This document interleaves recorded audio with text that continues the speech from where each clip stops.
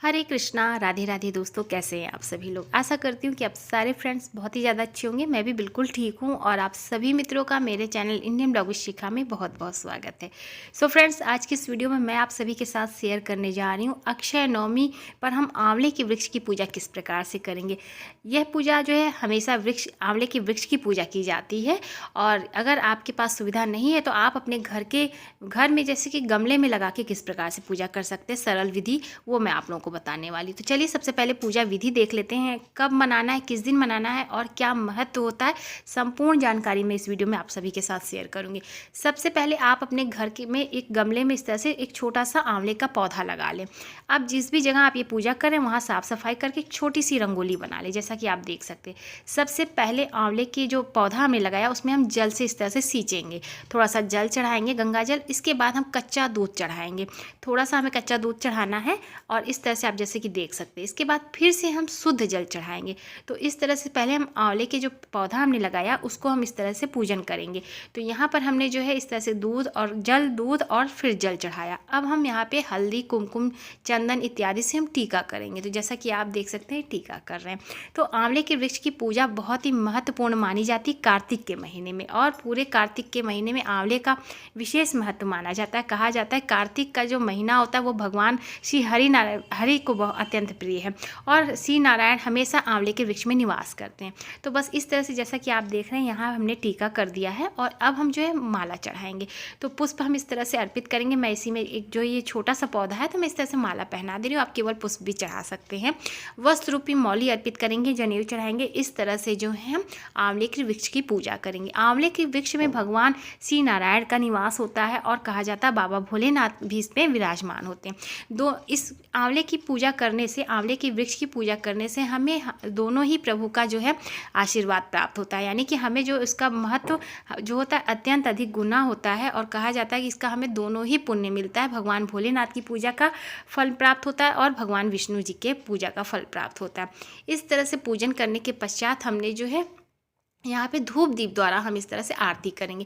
आंवले के वृक्ष के नीचे बैठ के आप इस तरह से पूजन करने के पश्चात कथा सुन लें। कथा सुनने के बाद आप इस तरह से आरती कर लें। तो देखिए बहुत ही सरल पूजा की विधि है, बहुत ही कम सामग्री लगती है। बस आपको क्या करना है, वृक्ष यानी कि पौधा लगा लेना है और पौधे में आपको इस तरह से जल, कच्चा दूध इत्यादि पंचामृत चढ़ा के आपको टीका चंदन करके मौली अर्पित करना है, जनेऊ चढ़ाना है।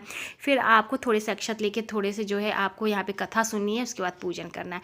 कहा जाता है आंवले के वृक्ष की पूजा का विशेष महत्व माना जाता है। इस दिन आपको आंवले के वृक्ष के नीचे भोजन जो है बना के चढ़ाना चाहिए, अर्पित करना चाहिए और इसके पश्चात वहीं पर वृक्ष के नीचे ही बैठ के भोजन करने का आपको विशेष जो है फल प्राप्त होता है।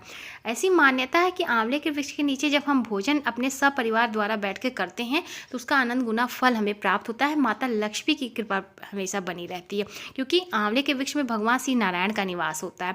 और इस तरह से जब हम आंवले के वृक्ष की पूजा कर लेंगे तो हम परिक्रमा करेंगे। कम से कम 8 परिक्रमा आपको करनी चाहिए। वैसे तो नियम है 108 परिक्रमा, लेकिन आप 8 भी कर सकते हैं। अब हम देखिए यहाँ पर मैंने जो है मैं अपने घर में इस तरह से बालकनी में एक आंवले का जो है छोटा सा पौधा लगाया और यहीं पर हम जो है इस तरह से भोजन बना रहे हैं। इसका बहुत ही महत्व माना जाता है और इस तरह से आप करके देखिएगा, आपको बहुत अच्छा लगेगा। तो कहा जाता है कि जब हम माता लक्ष्मी जो है यहाँ पर आंवले के वृक्ष के नीचे जो है कथा में है, माता लक्ष्मी जो है आंवले के वृक्ष के नीचे इस तरह से भोजन पका के भगवान नारायण को और भोले बाबा को भोजन कराई थी। इसलिए इसी दिन से यह नियम बनाया गया है कि आंवले के वृक्ष के नीचे इस तरह से भोजन बनाकर आपको जो है सबसे पहले जो है वृक्ष की पूजा करनी है, भोग लगाना है। आप अपने भगवान के मंदिर में अपने लड्डू गोपाल को आप भोग लगा सकते हैं। इस तरह से भोग लगाने के बाद आप स्वयं सब परिवार बैठ के आंवले के वृक्ष के नीचे भोजन करें। उसका अनंत गुना फल प्राप्त होता है। जन्म जन्मांतर के पाप नष्ट हो जाते हैं, समृद्धि आती है, माँ लक्ष्मी की कृपा प्राप्त होती है। इतना अधिक इसका महत्व माना जाता है कार्तिक के महीने में आंवले के वृक्ष की पूजा करने का। तो बस इस तरह से देखिए हमने यहाँ पे भोजन तैयार किया और भोग लगाया और अब यहाँ पर मैं अपने मंदिर में ठाकुर जी को भोग लगा रही हूँ। इस तरह से ठाकुर जी को भोग लगाने के पश्चात हम सब परिवार बैठ के यहाँ पे आनंद से प्रसाद पाएंगे। और कहा जाता है इस तरह से आंवले के वृक्ष के नीचे बैठ के जब आप सब परिवार द्वारा प्रसाद पाते हैं तो उसका बहुत ही गुना फल प्राप्त होता है और हमारे जन्म जन्मांतरों के पाप नष्ट हो जाते हैं। भगवान भोलेनाथ और जो है हमारे श्री नारायण जी की कृपा हम पर बनी रहती है सदियों। तो बस इस तरह से जो है आपको आंवले की पूजा करनी, यानी आंवले के वृक्ष की पूजा करनी है।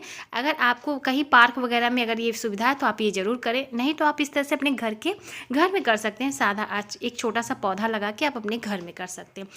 देखिए, ऐसी मान्यता है कि यदि आपने कार्तिक मास के महीने में कोई भी नियम ले रखा है, जैसे कि स्नान आदि का नियम, दीपदान का नियम, आपने एक समय भोजन का नियम ले रखा है या किसी चीज़ का आपने त्याग कर रखा है, तो इस नियम को यदि आपने किया है तो आपको अक्षय नवमी पर आंवले के वृक्ष की पूजा करना जो है अत्यंत आवश्यक मानी जाती है। तो इसलिए आपको मैं अक्षय नवमी की पूजा विधि बता दे रही हूँ। तो हमारे यहाँ तो हमने नियम ले रखा है जो है ब्रह्म मुहूर्त में स्नान करने का, दीपदान करने का, पूजन इत्यादि करने का। तो इसलिए हम जो है इस प्रकार से अक्षय नवमी के दिन पूजा करते हैं और वही मैं आप लोग के साथ शेयर कर रही हूँ। देखिए, कहा जाता है कि कार्तिक के महीने में दान पुण्य का विशेष महत्व माना जाता है। इस दिन आप आंवले का जितना हो सके दान कर सकते हैं। आंवले का जो है सेवन भी करना अत्यंत शुभ माना जाता है, तो इस तरह से आप कर सकते हैं। देखिए, अगर आप चाहें इस दिन आप एक छोटा सा पौधा लाके कहीं पर भी जाके किसी पार्क वगैरह में लगाते हैं उसका, तो उसकी महिमा ही अपरंपार है। उसका जो आपको पुण्य फल मिलने वाला ना, उसका तो मैं वर्णन क्या बताऊँ। तो पौधे लगाना वैसे भी हमें तो चाहिए प्रकृति के लिए, तो आप इस तरह से आंवले का वृक्ष भी लगा सकते हैं। और इस तरह से कार्तिक के महीने में दान पुण्य का भी विशेष महत्व माना गया है। आप जितना हो सके उतना दान पुण्य कर सकते हैं, दीप दान कर सकते हैं और कम से कम संध्या के समय में आपको कार्तिक महीने भर पूरे महीने आंवले के वृक्ष के नीचे एक दीप दान जरूर करना चाहिए। तो इस तरह से आपको जो है आंवले के वृक्ष की अक्षय नवमी के दिन पूजन करनी है। अब अक्षय नवमी हम कब मनाएंगे, यानी कि 2024 में हम अक्षय नवमी की पूजा कब करेंगे वो मैं आपको बता देती हूँ।